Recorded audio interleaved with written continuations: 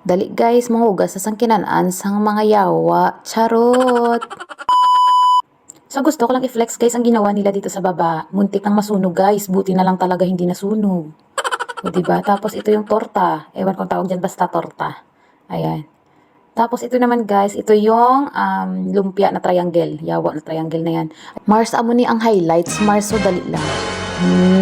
Hay, huli, pero di kulong. Lang tawa, bala mga kamars, ang iya nga kamay mga kamars, o ganyan sila dito magluto mga kamars. Mga kamars, halina kayo at silipin nyo kung paano sila magmekos-mekos ng kanilang mga fishball, ayan. So, alam niyo ba mga kamars, na ang kamay is maraming uri ng ingredients, lasa na hindi mo pa natitikman, charot. O diba, ganyan sila magmekos-mekos ng kanilang fishball dito, hindi na kailangan ng scoop, hindi na kailangan ng mga utensil, kamay lang, sapat na. O diba, so let's proceed na tayo.